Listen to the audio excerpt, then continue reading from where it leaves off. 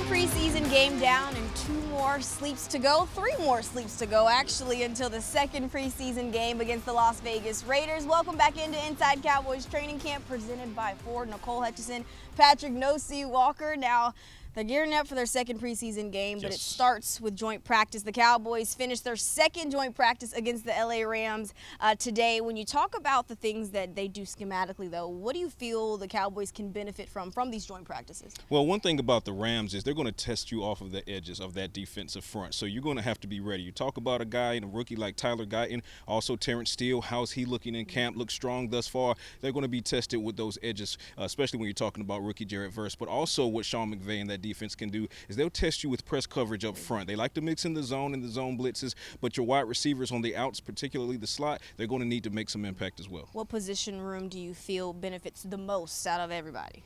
Going against the Rams, the position group, I'm going to go with the offensive line here. I think the offensive line, like I said, Tyler Guyton, he's going to get tested by Verse and those guys up front. Even without Aaron Donald in the mix, Sean McVay always finds a way to get his defensive line impactful in games. Tyler Guyton going to be starting left tackle on Saturday against the Raiders. When you talk about Tyler Guyton, what did you see out of him in today's practice? Yes. The answer is yes. I saw a lot of good things from Tyler Guyton, and basically, Nicole, what he's doing is stacking great reps, and not just great days, but great reps, whether it be pass protection, whether it be run blocking. The young man is doing everything that's asked of him and a whole lot more, and you're seeing it, more importantly, translate into games. He only took 21 snaps for the offense against the Rams at SoFi Stadium, and he did not have a single bad rep, and that was with him being less than 100% as he battled that illness. Imagine what he'll be once he's fully healthy. I like to say Tyler Guyton is getting groovy so far. Groovy Guyton, I like it. So far in the preseason, I actually got a chance to sit down with him one-on-one. That's up next on Inside Cowboys Training Camp.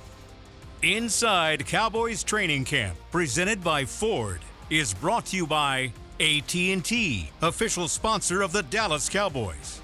Sleep Number, the official sleep and wellness partner of the Dallas Cowboys. And by your North Texas Ford dealers. Ford is the best in Texas.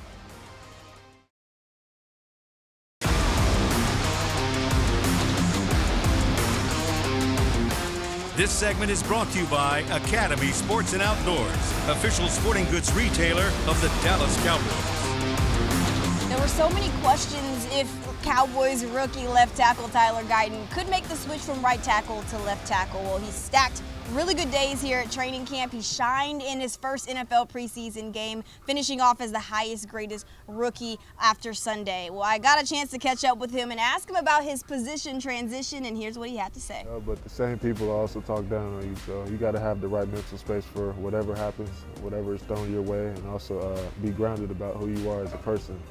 You know, I know myself more than anybody knows me, so I think that's what carries me and gives me confidence. I actually have this play. I know you've probably reviewed it already in the film room with all the coaches and Mike Solari, but I've got to run this by you real quick. 3rd and 1 at the LA 31 with the Rams, all right? Zach Van Valkenburg has no chance against you at all. No. I mean, what was your first thoughts about that play when you saw it and reviewed it? Trying to set back and stay as square as possible to pass off any game or twist, and I saw he was going for the inside move, so I powered down and tried to drive him by, and I guess he was just doing the inside move. It wasn't a game, so I took him all the way up to the bleachers. I tried to. To the bleachers? Yeah, I tried to.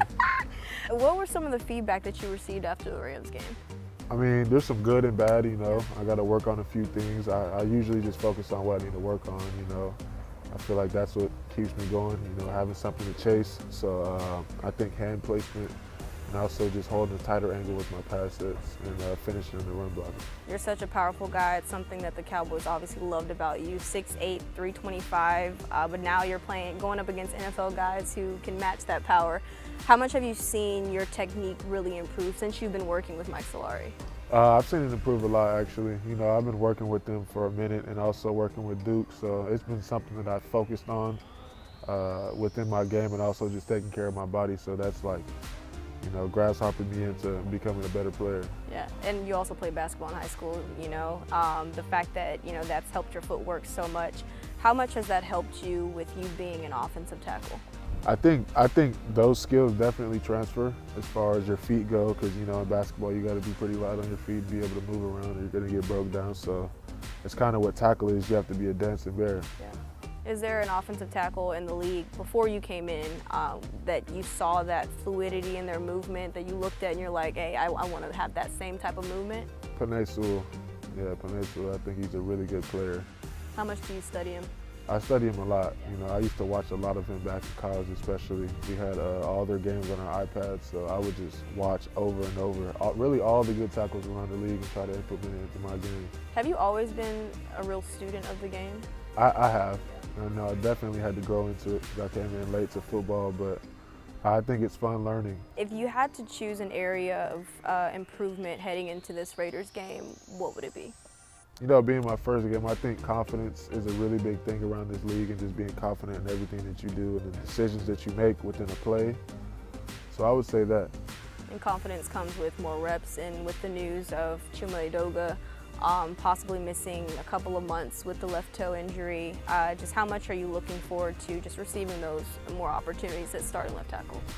I mean, it's a really sad thing to hear Chuma go out like that. You know, that's my guy. But whatever's brought to my plate, I'm going to step up and be the best me possible. So whatever opportunity presents itself, I'm going to attack it head on. What do you feel like you're looking to prove heading into this league? I think that I deserve to be a starting left tackle in the NFL. I think that's the obvious, but also to prove to myself that the work that I put in is starting to pay off.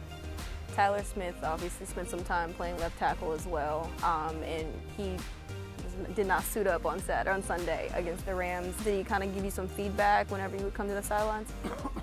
Yeah, a lot of the guys were watching me because I do ask for feedback, and you know, when I come off the play field and ask them about things that they saw that maybe Coach Solari or Coach Chin didn't see, that they have another insight as players. So I think that that's really helpful for every guy across the board with everybody we have in our O-line room, even the guys that aren't playing, you know. Yeah.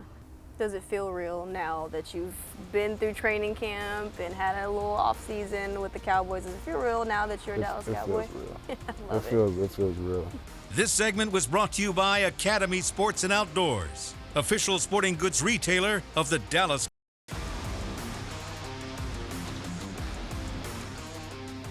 We're here to wrap things up on Inside Cowboys Training Camp, presented by Ford. Nicole, Hutchison, Patrik, No-C Walker, and the Cowboys. One thing they struggled with was getting to the quarterback. That's something that they thrived in doing in 2023. But you saw a little bit of pass rush ability in Marshawn Kneeland. But I've got to ask, who is the next best pass rusher on this team? Because when you think about it, we don't really have one right now behind Micah Parsons and DeMarcus Lawrence. And you know what? That's the question the Cowboys have been trying to answer this entire offseason. When they lost Dorrance Armstrong and Dante Fowler to Dan Quinn and the Washington Commanders, who was up next? Immediately, it was Sam Williams. Sam Williams goes down with the torn ACL and MCL early in training camp. Now the question becomes, can rookie second-round pick Marshawn Kneeland, who's showing some signs, what will he be? But you have new signees, Al-Qadim Muhammad, he's flashing, but Shaka Toney, he's out with a groin injury, maybe not available against the Raiders. So the question remains that they need to answer before it's all said and done.